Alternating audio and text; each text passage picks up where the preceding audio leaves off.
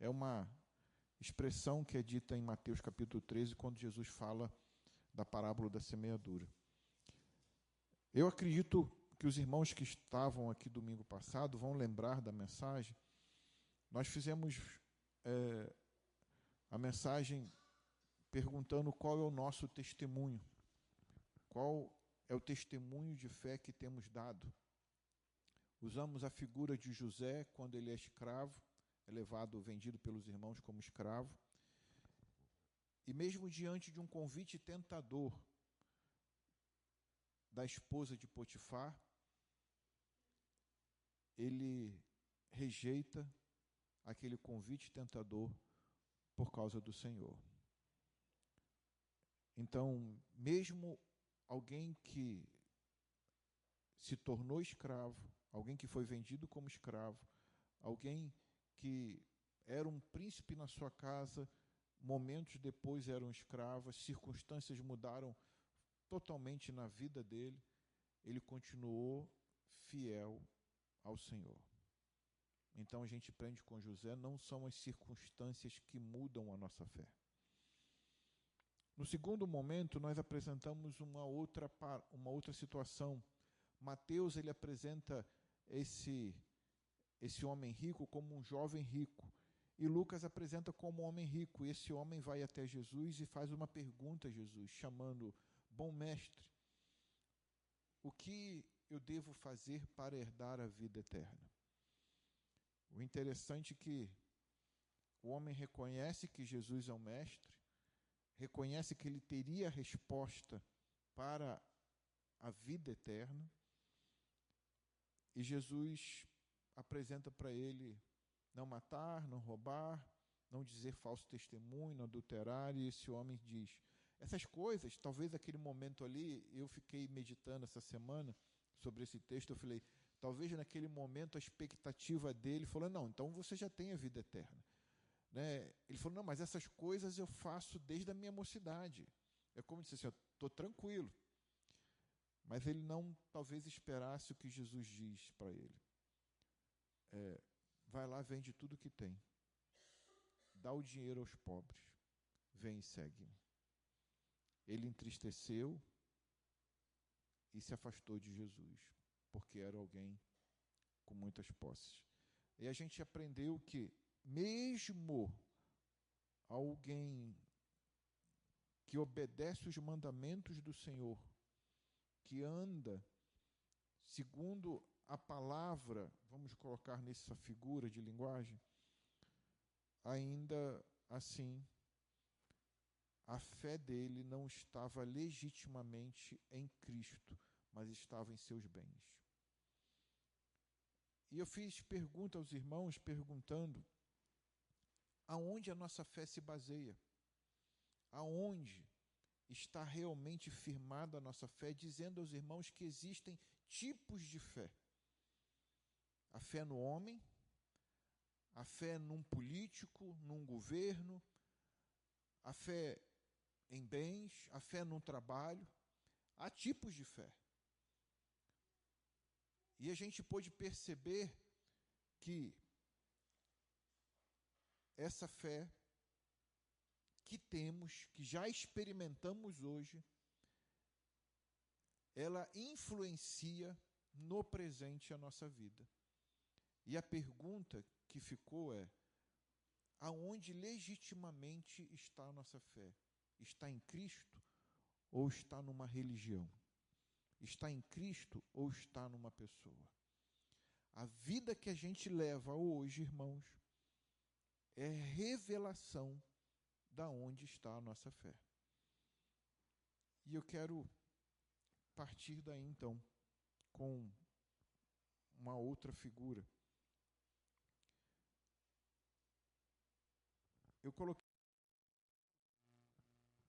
Eu coloquei uma expressão aqui dizendo assim: a vida que vivemos hoje já é a revelação do testemunho da fé que influencia a nossa vida.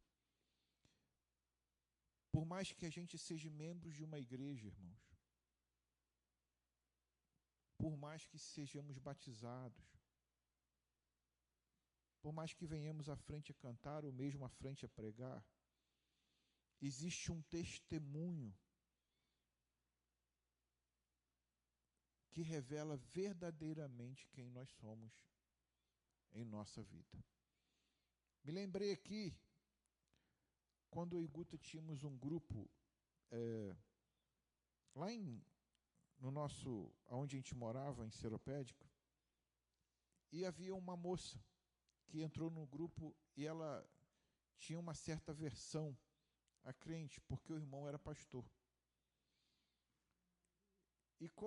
E ela contava para a gente que a figura do irmão, para ela e para a irmã, era uma figura totalmente de oposição, porque ele não queria saber da família, ou seja, da mãe, das duas irmãs que eram dela. E eu lembrei disso, estava lembrando disso, eu falei, gente, mas que testemunho é esse? Sendo que Paulo diz à igreja de Éfeso que se nós não cuidarmos dos nossos, nós somos piores do que as pessoas do mundo. Eu quero dizer para você, amado, e quero pedir ao Senhor a misericórdia de compartilhar isso com você. Porque vivemos um tempo, amados, diferente da história. Eu não sei se você está acompanhando o que está acontecendo. É um tempo diferente da história que o nosso testemunho vai revelar verdadeiramente aonde está a nossa fé. Vocês já pensaram como o Evangelho chegou até nós? Você pensar que mais de 2000 anos atrás, o Senhor levantou 12 homens, e a partir lá no lá no Oriente, e a partir desses 12 homens, levantou outros homens, e esse foi se multiplicando, e esse evangelho chegar até nós mais de 2000 anos. Você pensar, amados, que a possibilidade, 2000 anos atrás, aquela mensagem de salvação ser propagada em todo o mundo, em todo o território, nas nações, e essa mensagem de alguma forma alcançar o nosso coração, você já pensou que obra tremenda é essa? Tem que haver nas pessoas que compartilharam essa palavra uma verdade tão poderosa em seus corações que elas não abriram mão da sua vida. Perdão, que elas abriram mão da sua vida. Teve que haver nelas uma certeza, uma convicção que Jesus é o Senhor, que elas pagaram o preço de continuarem anunciando que Jesus é o Senhor no decorrer dos tempos e preparando outros após. Mas parece que isso para a gente hoje não faz muita diferença, porque não há uma preocupação nossa de preparar uma geração para o que está acontecendo. A gente não parece que não está preocupado, está anestesiado, irmãos. Estamos anestesiados. A nossa fé, ela se tornou uma fé litúrgica.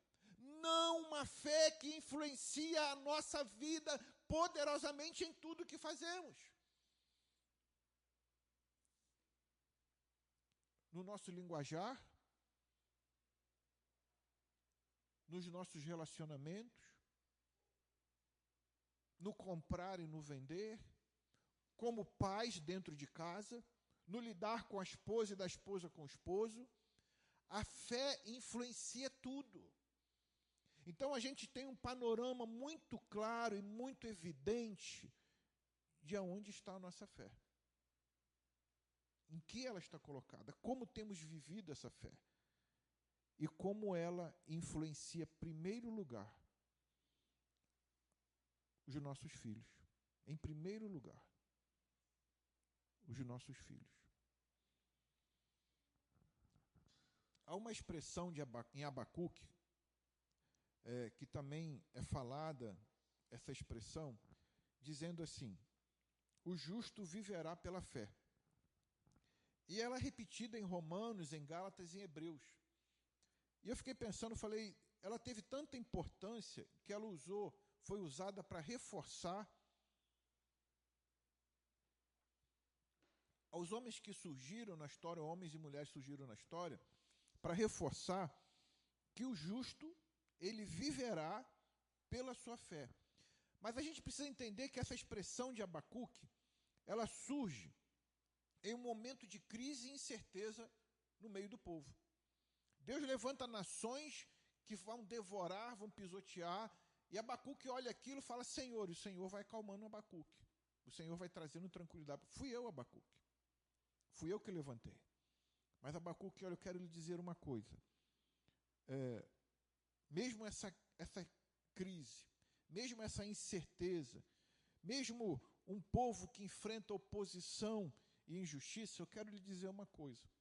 No meio desse povo todo, o meu justo, aquele que é justo, ele viverá pela fé. Um rabino, lendo essa expressão, ele usa a seguinte expressão. Em vez de falar o justo viverá pela fé, ele usa assim, o justo vivenciará a sua fé. E essa expressão vivenciar, ela é colocada num momento de incerteza, irmãos. Num momento de injustiça. Mas ele coloca que o justo, aquele que está em Cristo, aquele que é do Senhor, ele vai viver essa fé independente do que está acontecendo.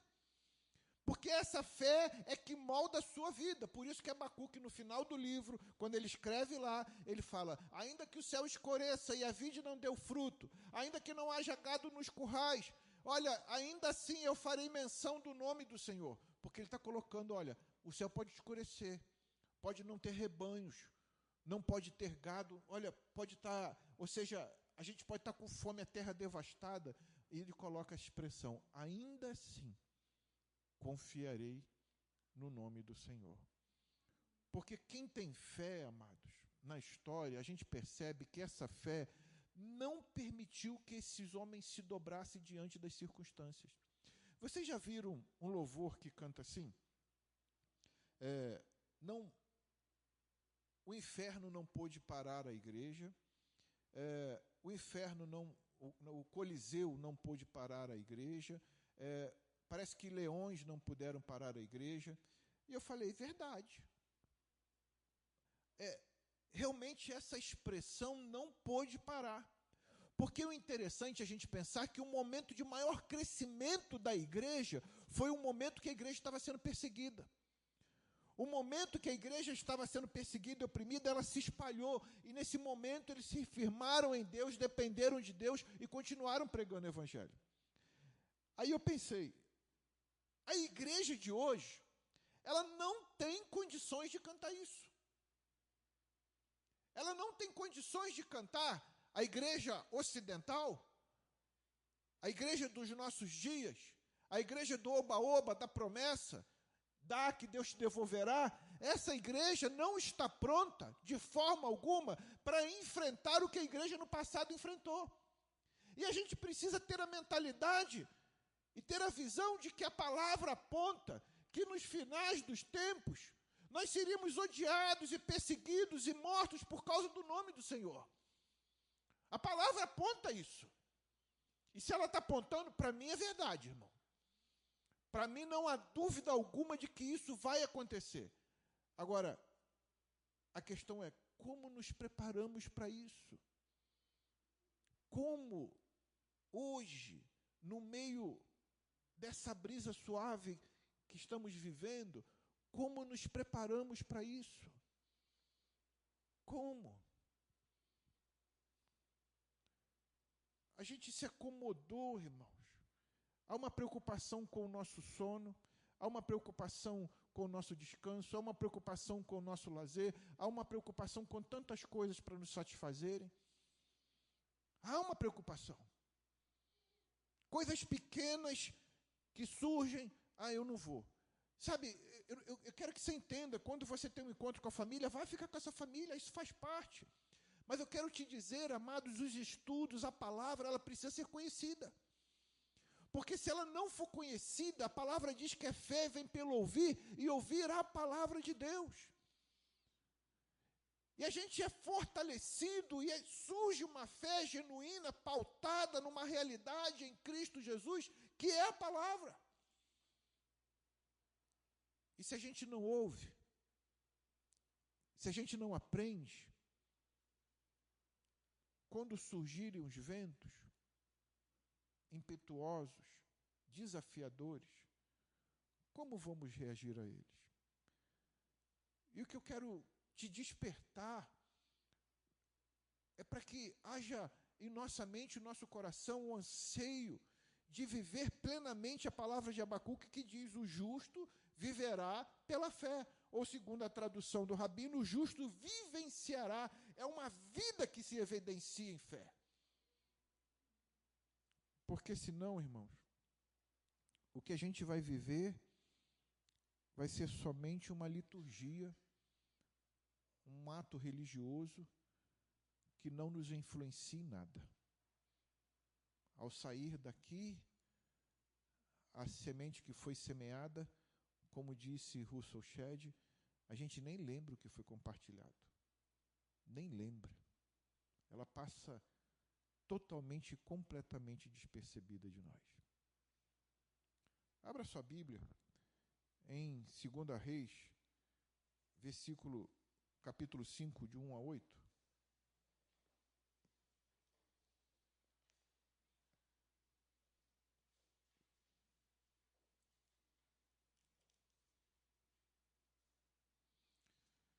Eu quero exemplificar isso que eu tenho falado aos irmãos com uma história. É uma história da cura de Naamã. Eu percebo nessa história aqui que o autor principal dela, a pessoa que fica em evidência aí, seria Naamã. Tanto nas Bíblias, às vezes vem no subtítulo ali, quando vai começar a história, fala em cima assim: Eliseu e a cura de Naamã. Mas há um personagem aqui que ela passa despercebido. E é nela que nós vamos tratar. 2 Reis, capítulo 5, do versículo 1 a 8, diz assim: O rei da Síria tinha grande respeito por Naamã, comandante de seu exército, pois por meio dele o Senhor tinha dado grandes vitórias à Síria. Mas, embora Naamã fosse um guerreiro valente, sofria de lepra. Naquela época, saqueadores sírios tinham invadido o território de Israel. E entre os cativos havia uma menina que se tornou serva da esposa de Naamã. Verso 2 novamente. Naquela época, saqueadores sírios tinham invadido o território de Israel. E entre os cativos havia uma menina que se tornou serva da esposa de Naamã. Certo dia a menina disse à senhora: Como seria bom se o meu senhor fosse ver o profeta em Samaria, ele o curaria da lepra. Verso 4, Naamã contou ao rei o que a menina israelita tinha dito. Então o rei da Síria lhe respondeu: Vá visitar o profeta, eu lhe darei uma carta de apresentação ao rei de Israel. Naamã partiu, levando 350 quilos de prata, 72 quilos de ouro e 10 roupas de festa. A carta para o rei de Israel dizia: Com esta carta apresento o meu servo Naamã, quero que o rei o cure da lepra. Quando o rei de Israel leu a carta, rasgou as roupas e disse: Acaso sou Deus, capaz de dar ou de tirar a vida? Por que esse homem me pede que cure um leproso? Como vocês podem ver, ele procura um pretexto para nos atacar. Verso 8. Mas quando Eliseu, o homem de Deus, soube que o rei de Israel havia rasgado as roupas, mandou-lhe esta mensagem: Por que o rei ficou tão aflito? Envie Naamã e ele saberá que há um profeta verdadeiro em Israel. Senhor, obrigado pela tua palavra, meu Pai. Obrigado, Senhor, e pedimos que a tua presença e o teu Espírito nos dê a compreensão, o entendimento, para que gere em nós a vida segundo o teu Espírito, uma vida de fé que agrada o teu coração, meu Pai. Ajuda-nos, Senhor, em nome de Jesus. Amém. Como eu tenho falado de testemunho, amados, eu usei primeiro o exemplo de José e depois do jovem rico, do homem rico. Aqui eram dois exemplos separados que não se comunicavam. Aqui há um exemplo, numa mesma história, que eles se comunicam. Há uma menina que é uma israelita, e que é levada cativa. E é levada cativa e se torna uma escrava, e ela vai parar lá na casa de Naamã. Naamã, um comandante do exército sírio, e tinha dado grandes vitórias. O interessante é que o texto diz que o Senhor tinha dado grandes vitórias à Síria, por meio dele. Mas, apesar de Naamã ser um guerreiro valoroso, um guerreiro valente, ele sofria de uma lepra. E surge uma escrava, que era escrava da esposa de Naamã. E ela olha aquela cena e fala com a sua, com a esposa de Naamã, com a sua chefe, com a sua dona, com aquela que tinha autoridade sobre ela, e fala a seguinte expressão: como seria bom se meu senhor fosse ver o profeta em Samaria. Isso está no verso 3. Ele o curaria da lepra. Sabe, irmãos, você sabe quando você vai estudar história e você vai procurar saber, assim, alguns detalhes, você sabe quanto valia diante da justiça e da sociedade uma palavra de uma escrava? Certamente a gente pode pensar a seguinte expressão: não valia nada. Então, por que a palavra dela teve aquele valor, teve aquele peso, teve aquela influência, repercutiu de uma maneira que Naamã, ao ouvir, levou aquela palavra ao rei? Por que será que uma escrava influenciou aquela família daquele jeito? A palavra, amados, ela só não vale nada, e talvez você vá pensar assim na sua mente, que a gente se encontra pessoas na nossa vida que você sabe que a palavra dele, a gente tem que dar um passo atrás, ou a palavra dela, porque foram muitas experiências negativas. Eu já vivenciei isso. Pessoas que deram a palavra e depois não foi nada daquilo. E foi por causa disso que eu escrevi assim: a palavra só não vale nada quando não se tem testemunho. A palavra de alguém, por mais simples que seja a função dela não define a autoridade da palavra que ela libera. A escrava, numa função mais simples, uma função mais baixa dentro da sua casa, mas apesar dessa função, a palavra dela não definiu somente quem ela era, mas definiu o que Deus podia fazer. Então a palavra só não vale nada quando não se tem testemunho, irmão. Mas quando ela é precedida de testemunho de vida, ela tem um peso. Quando a nossa palavra é precedida de autoridade e poder dos céus, ela tem um peso. As pessoas ao nosso redor, elas ouvem, elas consideram, porque ela tem um peso, pela pessoa que você expressa ser, pelo seu caráter, pela sua conduta, pelo seu estilo de vida.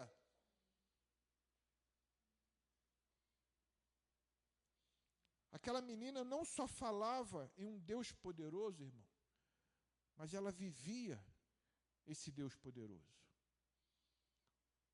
Por isso a palavra dela tinha peso.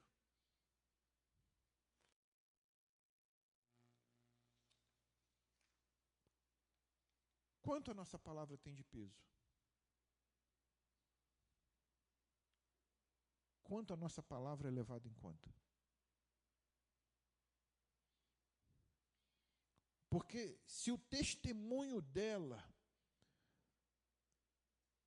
não fosse um testemunho de uma expressão genuína de Deus, sabe, na minha mente, jamais alguém ia dar importância àquela palavra. E alguém tão importante para a Síria como Naamã era. A palavra está falando de um grande comandante da Síria. Aquele homem, o grau de importância, a sua posição social, o seu calibre diante o seu status diante daquela sociedade era algo diferente. E uma escrava dizer para sua ama: quem me dera o meu senhor estivesse lá em Samaria, estivesse diante de um profeta, de um homem de Deus, ele o curaria da lepra. E a gente sabe que naquela época, irmãos, não havia cura para isso. A gente sabe. Eu fiquei assim, Senhor, mas não tem mais detalhe dessa menina. Podia falar mais, não tem nem nome. Mas o testemunho dela ecoa, amado, pelos séculos. A expressão de fé num Deus poderoso que podia curar aquele homem, olha, ecoa nos séculos e chega até nós hoje, irmão.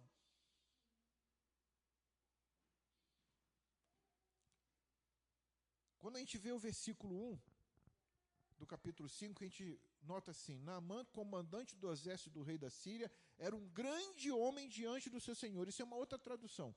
Era um grande homem diante do seu senhor e de muito conceito. Porque por meio dele o Senhor tinha dado vitória à Síria. Aqui nessa tradução da Nova Almeida atualizada, se coloca assim: ele era um herói de guerra, porém sofria de lepra. Eu acredito, amados, que o testemunho daquela menina já vinha impactando aquela família. O testemunho daquela menina já tinha influenciado a vida daquela família, a vida da esposa de Naamã, da vida daqueles que a cercavam. Eu acredito que o testemunho poderoso que levou o rei da Síria a escrever uma carta ao rei de Israel não foi somente essas meras palavras. Havia algo que acompanhava essa menina em seus dias a dias, nos relacionamentos, nos seus afazeres, como assim Deus acompanhava José. Ela teve coragem, demonstrou coragem ao falar da esposa de Naamã sobre o Deus de Israel que ele podia curar. Vocês já pensaram, amados, quem era Naamã? Nós apresentamos. Agora, Naamã, quando ouve aquilo, o que ele faz? Ele vai ao seu rei. Ele vai falar ao seu rei. Embora não há esse diálogo nas Escrituras, mas um rei ouviu uma notícia de um homem como Naamã a respeito de uma escrava. Talvez Naamã tinha falado para o rei: rei, tem uma escrava lá em casa, olha, ela é corajosa, é valente e é perceptível que Deus é com ela. É notório, amados, isso não está na Bíblia não, tá? Eu fiquei pensando nisso, porque imagina o que Naamã falou: ô rei, tem uma escrava lá em casa, se eu for lá na Israel, vou me curar. Não acredito dessa forma. Eu acredito que Naamã falou para o rei quem era aquela menina. Porque a forma com que o rei escreve a carta, irmãos, ele escreve assim, a carta: com esta carta apresento o meu servo Naamã, quero que o rei cure o da lepra. Havia na carta do rei a expectativa de cura.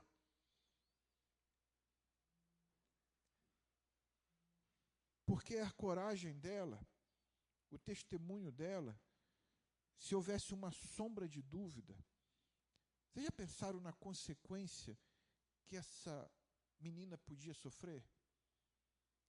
Todo o processo de Naamã ir ao rei, o rei escreveu uma carta, Naamã viajar para Israel, chegar lá, não acontecia nada. Naamã frustrado, doente. Eu fiquei pensando, ele ia chegar em casa com fogo no olho. Cadê a escrava?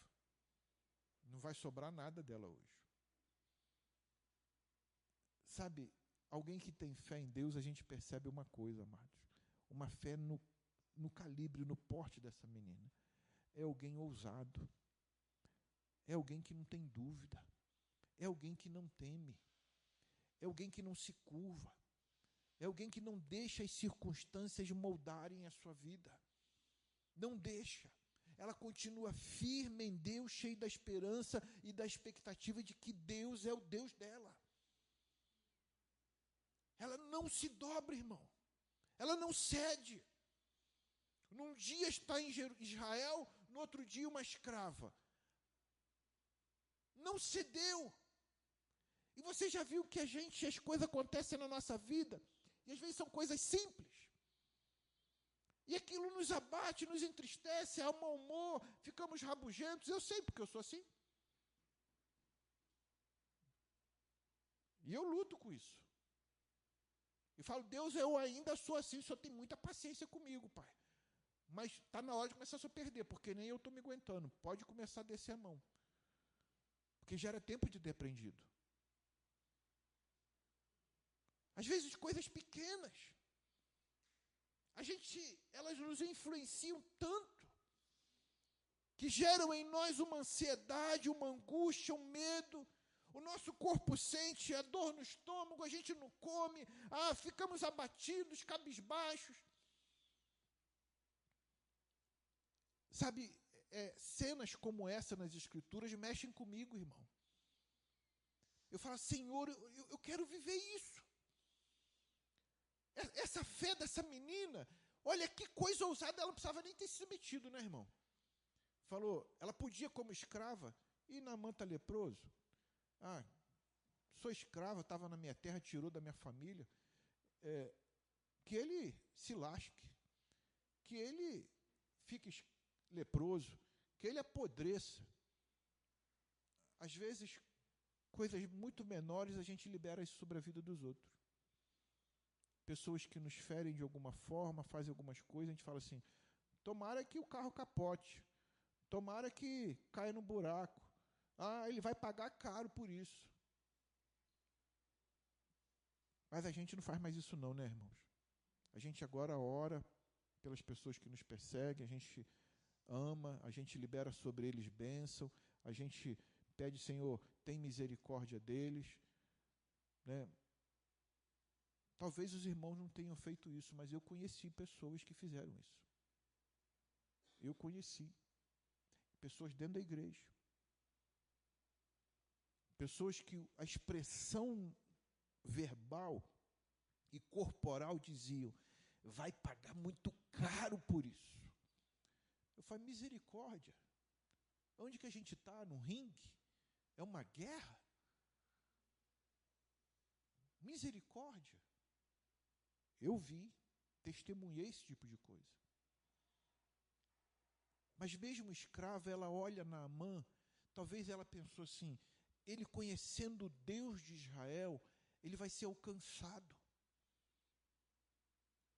Porque o movimento que ela fez, amados, mudou o destino plenamente, não só cura física, mas definiu em Naamã uma cura eterna em Deus.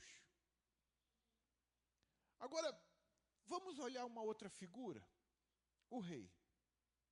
Posição de reinado, de governo, de autoridade, recebe a carta. Ele recebe a carta e faz assim, verso 7. Quando o rei de Israel lê a carta, ele ficou tão angustiado que a expressão rasgou as roupas. Às vezes é uma expressão na Bíblia, quando o Senaqueribe se levanta contra Israel, o rei Ezequias rasga suas roupas de tristeza e angústia. Há algumas expressões de rasgar as roupas na Bíblia, diante da situação, que a gente interpreta como profunda tristeza, angústia. Há uma indignação diante do quadro e se rasga a roupa. O rei, quando ele recebe a carta, ele rasgou a roupa, mas talvez de pavor. Porque a história aqui está contando a seguinte expressão, olha a palavra do rei. Acaso sou Deus capaz de dar ou de tirar a vida? A menina que estava lá na Síria falou, lá em Samaria, porque Israel estava dividido. Agora haviam dois reinados, reinado do norte e reinado do sul. Agora o reinado do norte, que a capital é Samaria, com 10 tribos, há um rei. E na história, mas depois que o reino de Israel foi dividido, não houve um rei em Israel que fez o que era bom aos olhos do Senhor. Nem um rei que correspondeu em fé a Deus. Nenhum rei que, apesar da história, da salvação, do socorro, da provisão de Deus em Israel, não olhou para Deus com amor, em obediência. Não houve um rei. E esse rei aqui não fez uma coisa diferente. A menina que sai do mesmo contexto, da mesma realidade, lá tem alguém lá que é homem de Deus que pode curar. E esse rei olha para si mesmo. Acaso sou Deus? Será que eu posso fazer alguma coisa? Não pode, irmão. Nem eu, nem você temos poder para fazer nada. A gente pensa em futuro, a gente pensa em coisas, de conquistar coisas, mas se o Senhor não for conosco, se o Senhor não estiver conosco, a gente nem sabe se vai chegar lá. Tiago escreve, dizendo, quando vocês disserem, faremos isso, daqui a um ano, vamos em tal lugar, ele ensina para a gente falar a expressão, se assim Deus permitir. O homem não tem governo. Às vezes eu falo isso, as pessoas se assustam. Quem me garante, amados, que hoje eu vou chegar em casa? Que garantia nós temos disso? A gente se coloca numa posição de poder e autoridade, mas não temos poder e autoridade.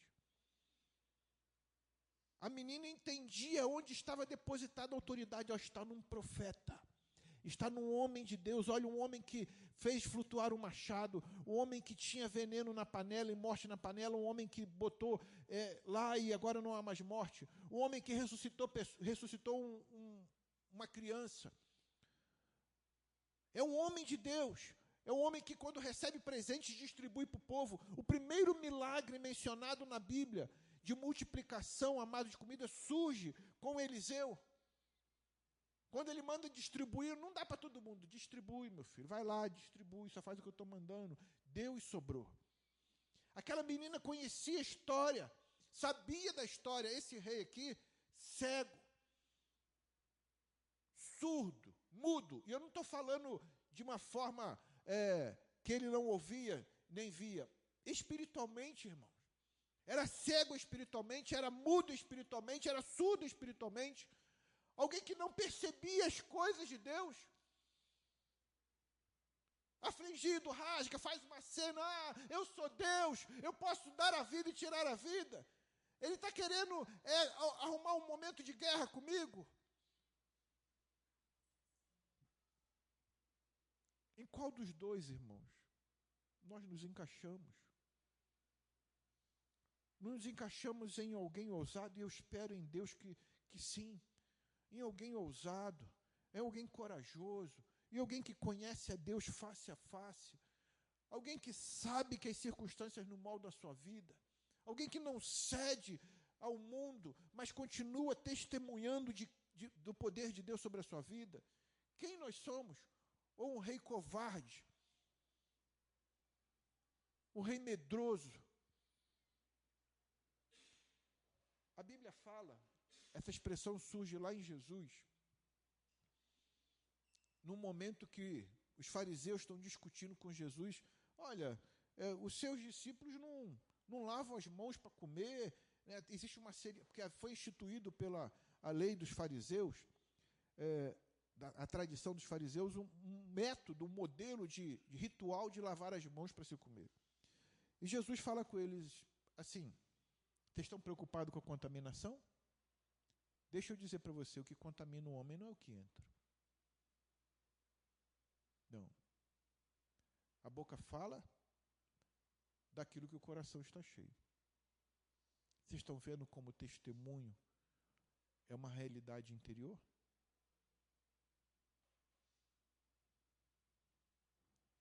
A realidade interior é expressa exteriormente. A expressão desse rei, amados, o medo, o pavor, era uma condição interior que foi expressa exteriormente. A fé dele, ele reagiu conforme ele acreditava. Ele reagiu conforme ele vivia. Ele reagiu exatamente no estilo de testemunho que era vivido por ele. A reação dele não podia se esperar uma outra coisa. Não podia. E essa menina sem nome. Sem nome. O nome dela não é conhecido. Ela dá um testemunho de fidelidade a Deus.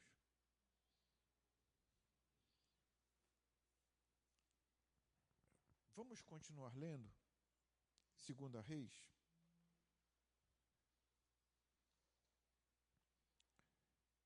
Eu vou dizendo os versículos, que a gente não vai ler tudo, não.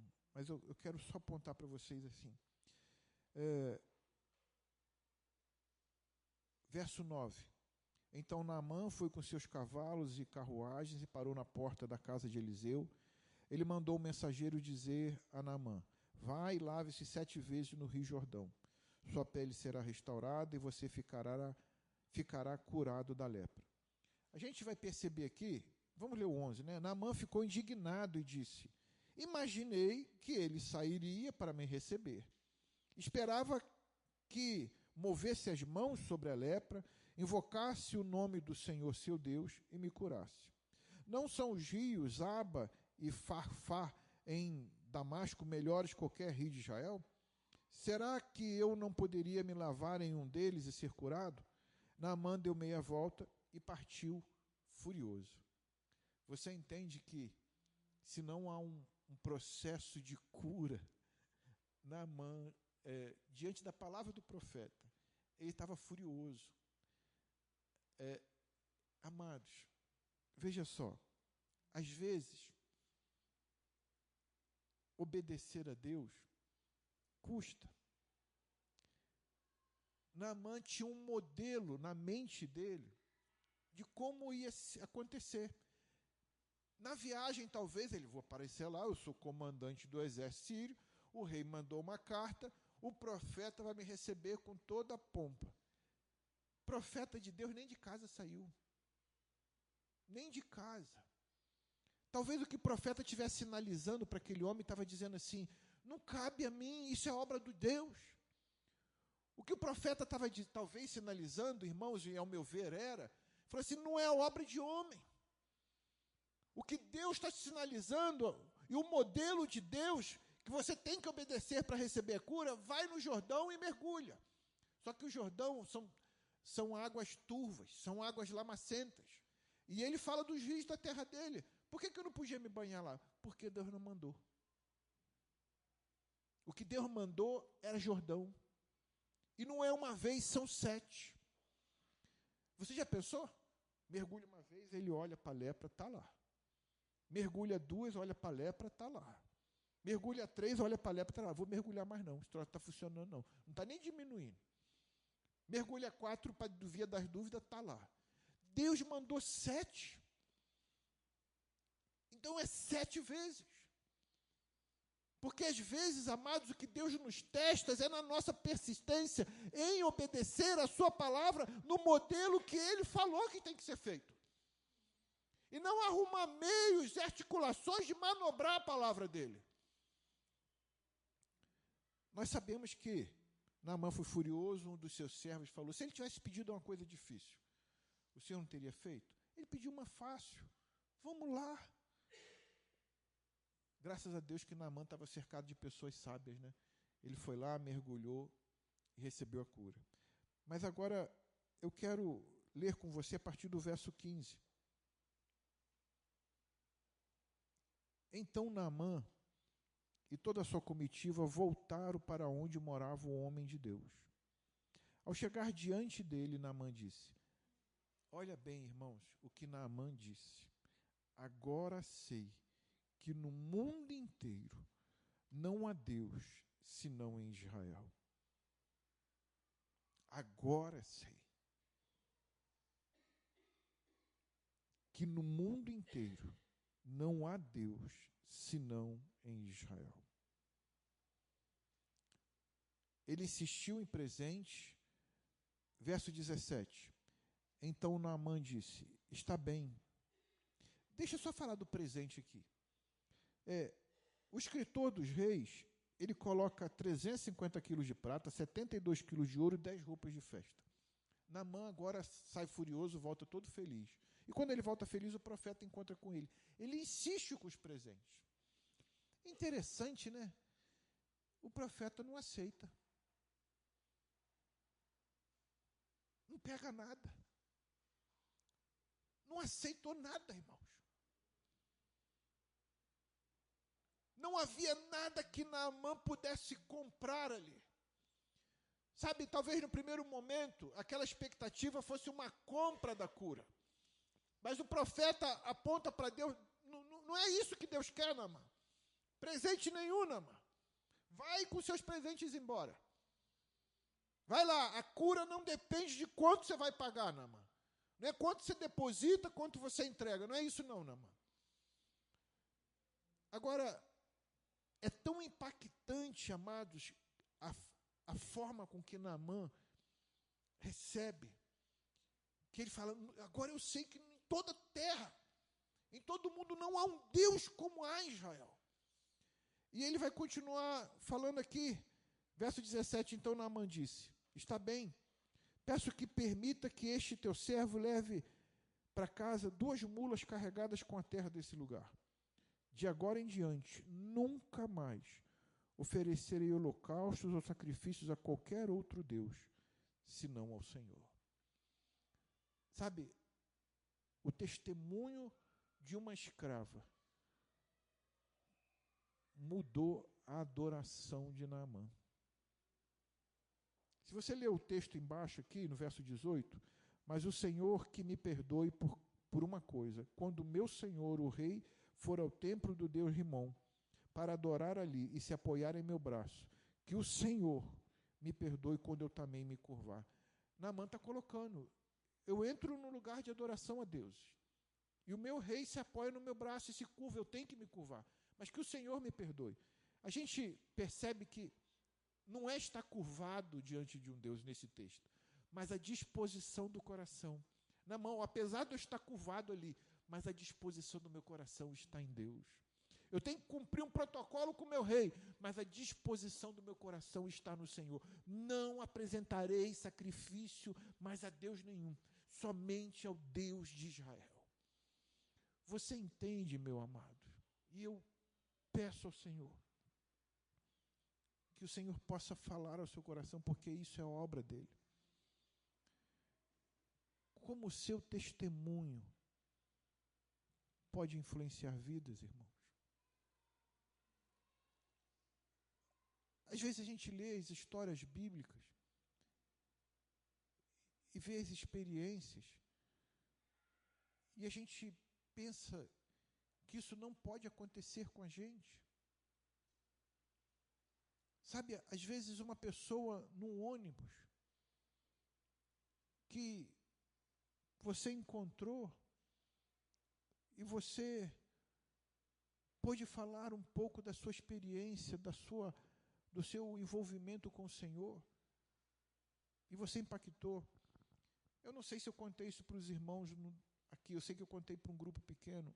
Um dia, eu estava esperando o Rúlio chegar e tinha que tirar algo do carro. Eu falei assim, não vou abrir a igreja, eu vou esperar o Rúlio chegar, e fiquei sentado naquele banquinho ali, lá de fora. Banquinho não, né? Aquele em cima do hidrômetro. E passou um moço com um cachorrinho e falou assim, eu vim pensando em sentar aqui. Eu falei, levantei imediatamente, pois não, sente. E ele falou, não, você está sentado. Eu falei, não, meu senhor, vai ser um prazer, sente aqui que a gente vai conversando nós dois. E eu insisti com ele, senta, e ele sentou.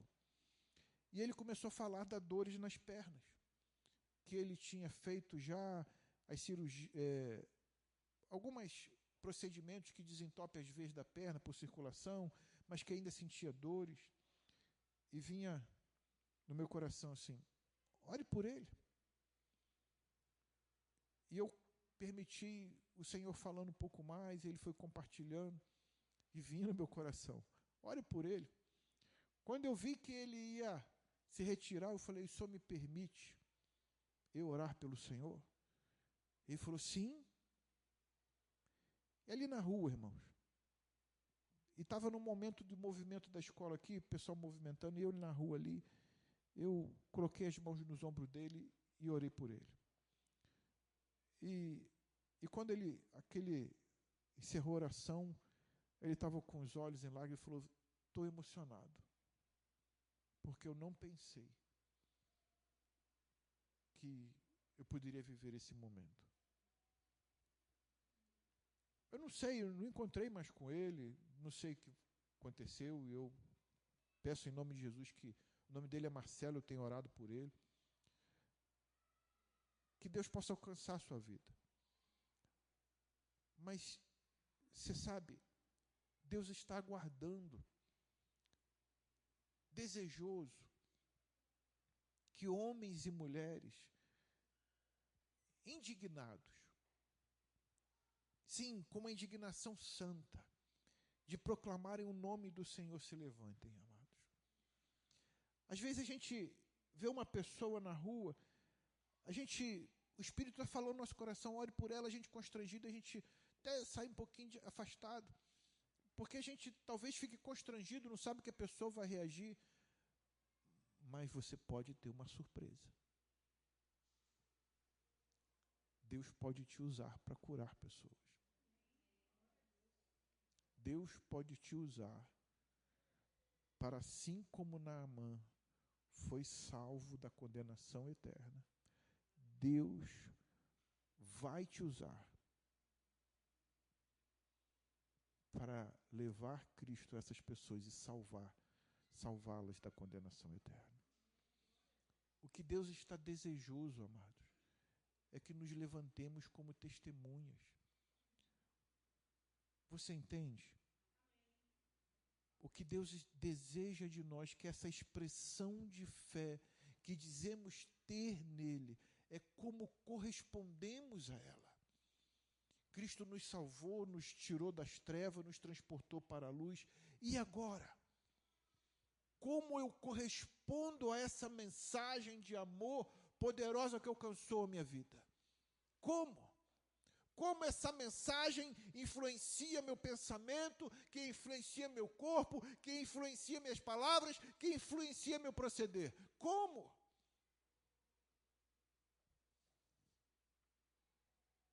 Porque isso aconteceu com muitos homens na história. E tiveram essa disposição de serem alcançados e alcançarem vidas em prol da glória do Senhor. Que Deus nos conceda a graça, irmãos. Eu digo aos irmãos, é um privilégio servir ao Senhor e ao propósito dele. Vamos nos unir a este propósito, vamos servi-lo, porque é um privilégio. Amém? Vamos orar ao Senhor.